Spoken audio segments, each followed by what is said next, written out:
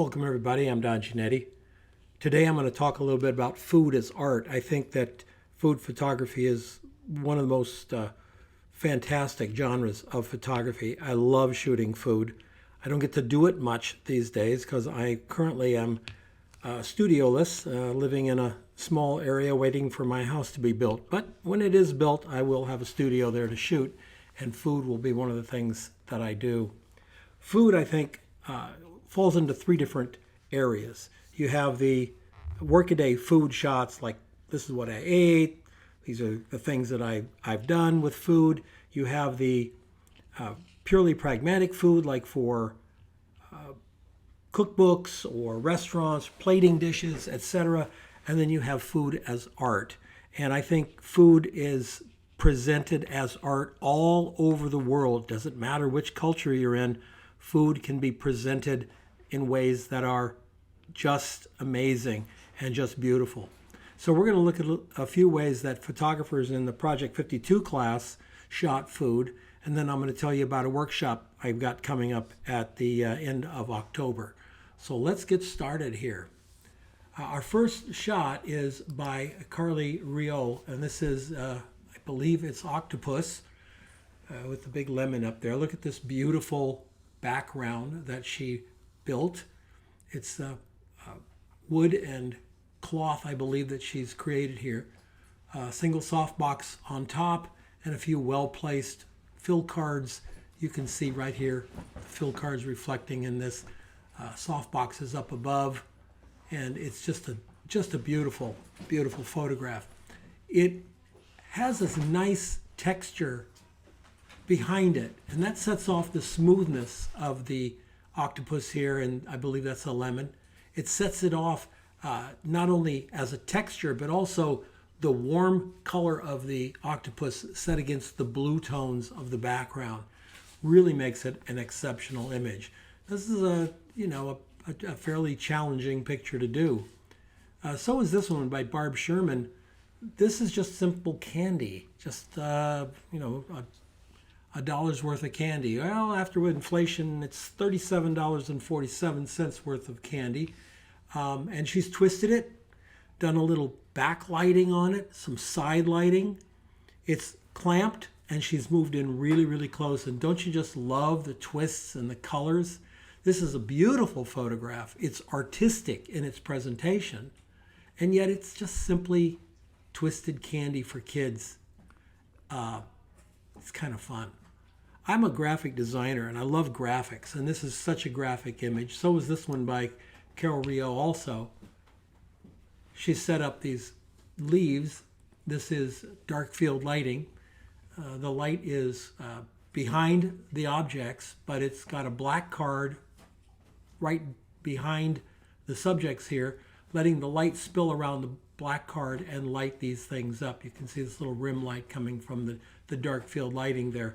And it's a great way to light. It's a very simple lighting setup. You can do it with window light as well as strobe or continuous.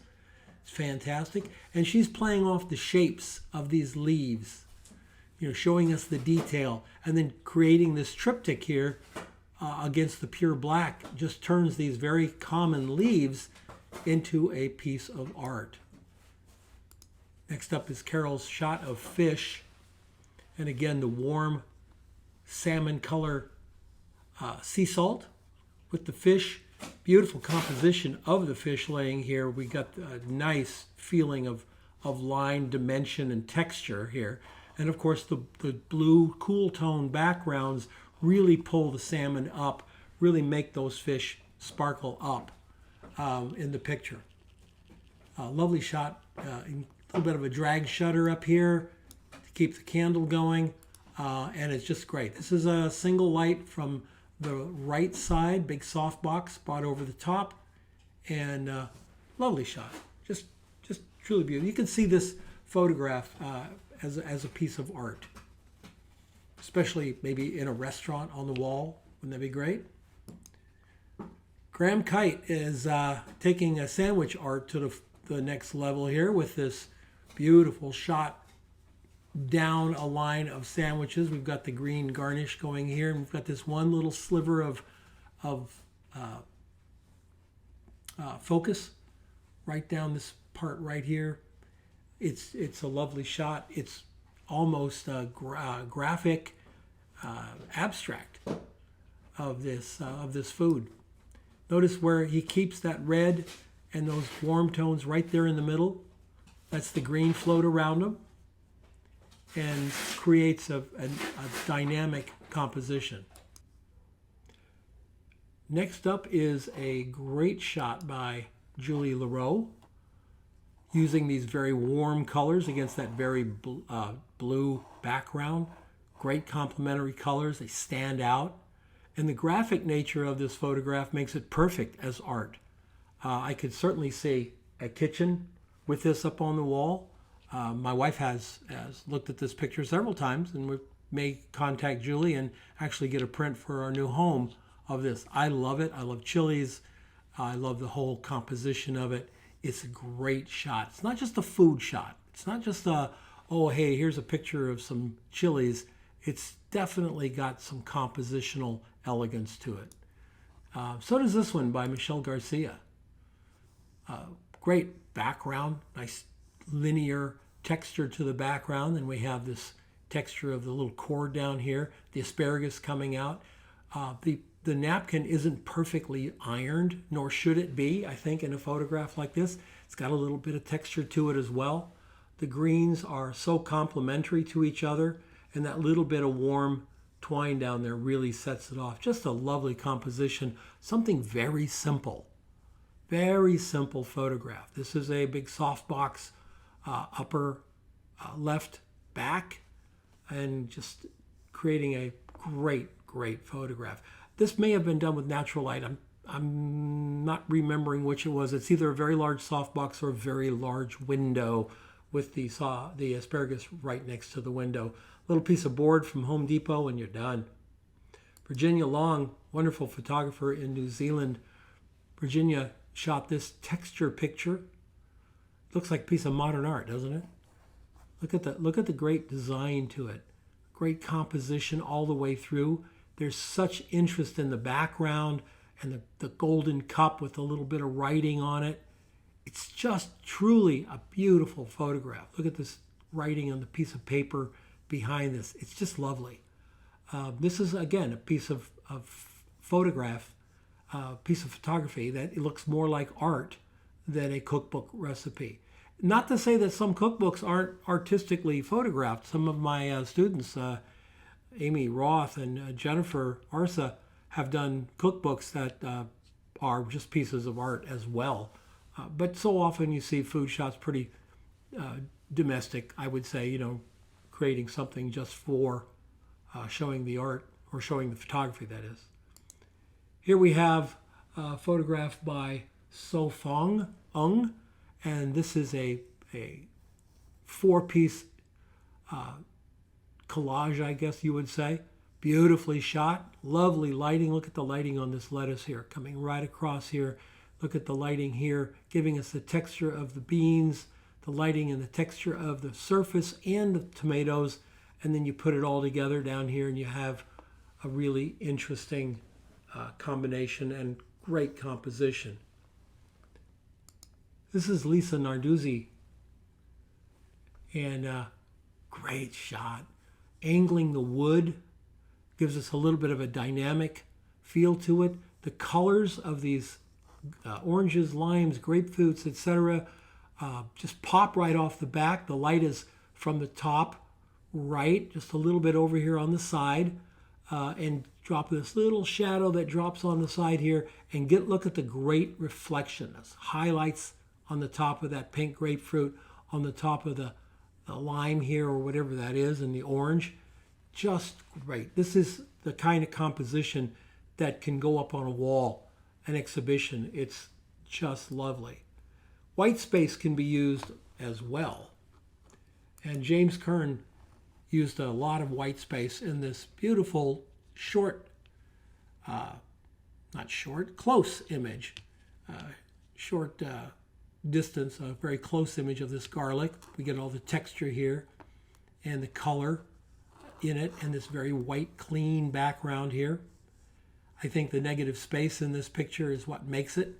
The composition pulls our eye right to the center garlic, and it's really powerful. Another close shot that creates some real tension and some interest is this lovely shot by Julie Leroux.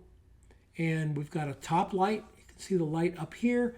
And right in front of this little basket, she's got a white card down below here. The white card giving the highlight here, which gives us the texture of the bamboo, gives us the texture of the strawberry, and makes that color just pop. Great shot. Would look fantastic on the wall. Rose Smith took gummy bears, or gummy worms. These aren't bears, these are worms. These are gummy worms. That's all they are, gummy worms. A little bit of water to give texture to the top. The color is fantastic through this thing. You get the blues here on the side, on the bottom, and then this little decorative lines, highlights that run through this. Just fabulous. Making art with $1 worth of gummy worms.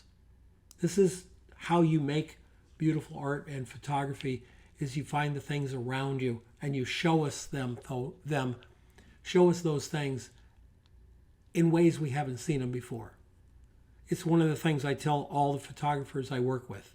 Show me something I haven't seen before, or show me something I have seen before in a way that I've never seen it. And this is one of those photographs. Very few of us ever lay out gummy worms, spray them with water, backlight them, and then get down really close to see what they look like. So this is sort of a nice view.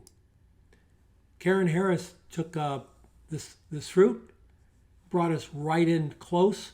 At first you don't know what you're looking at. Then you realize how delicate this little stem piece is here, how the colors work in it. It's a piece of modern art.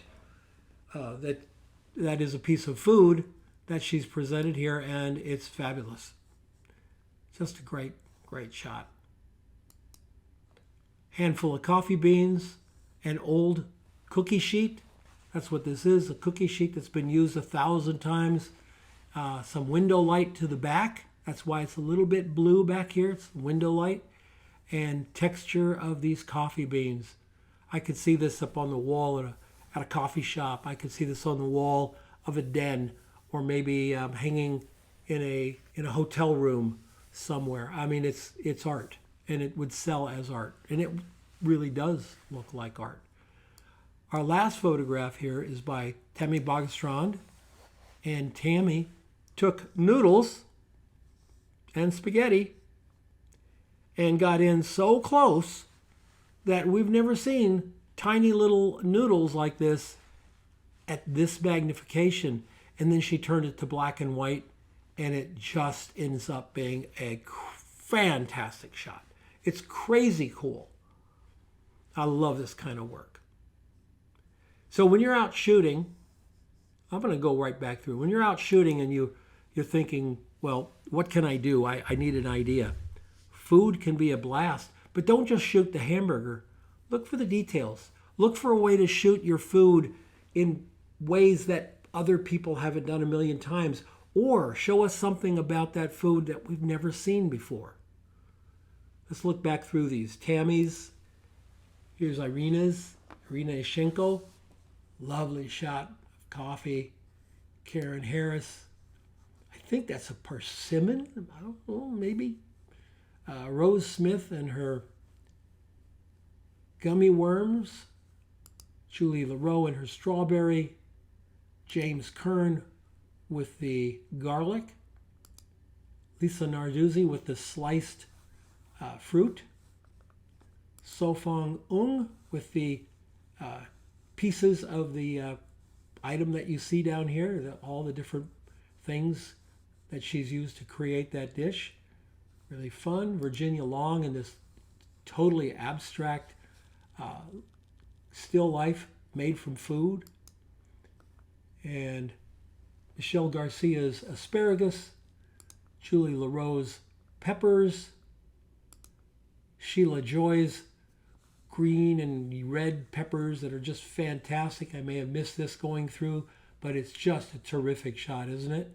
The reflection that you see here is the soft light above it reflecting in the very shiny surface that she has here. So it's a small round light, and what you're seeing here is a reflection. It's really, really cool. Graham Kites sandwiches, Carol Rio's fish, Carol Rio's leaves, Barb Sherman's candy, and Carol Rio's wonderful octopus shot. I'm doing a workshop. We start at the end of October. There's a link down below if you're interested. It's an 8-week portfolio building workshop. I teach a class in portfolio building called the Portfolio Sprint. And I have methods and ways and systems that photographers can use to build a portfolio. Think of a tab on your website in 30 days. It takes dedication and it takes planning, but it can be done. It's great for food. It's great for product, etc. It probably wouldn't be a good system for fashion. It would take you longer than 30 days, I think, for fashion, or definitely couldn't do travel in 30 days. Maybe you could if you had a unlimited Visa card and you knew exactly what you were going to do. But for food, it works really well. So I've combined the portfolio workshop with the food workshop. It's an 8-week workshop. There's 9 classes, live classes. The first class is we meet and we go over the plan, how we're going to do it. And then we have 8 assignments designed to build your food portfolio. And we have live reviews and live critiques each week. So 8 assignments, 8 meetings, initial meeting. There's no assignment for the initial meeting. So we have 9 meetings, and you will have a food portfolio by the end of this. I guarantee it. You'll have a food portfolio. It'll be, in some of your cases, it'll be your first food portfolio. In other cases, it'll be a well filled out food portfolio. But I know what you need to do in your portfolio. I know how to help you get it done, and that's what we're going to do. So look down below for the link for the food portfolio workshop. We start on October 26th, and love to have you along. So everybody, have a great one. Look for more. There's going to be a whole lot more of me on YouTube. I'm giving up another platform and moving away from it and going to YouTube. As my wife says, I have a face perfect for podcasting, just no video. So we'll see how these videos go. I hope you enjoyed this. Let me know in the comments which of the images that you like the best. I think I would love to pass it on to the photographers. These are all my Project 52 members. Have a great day. We'll see you next time. Thanks.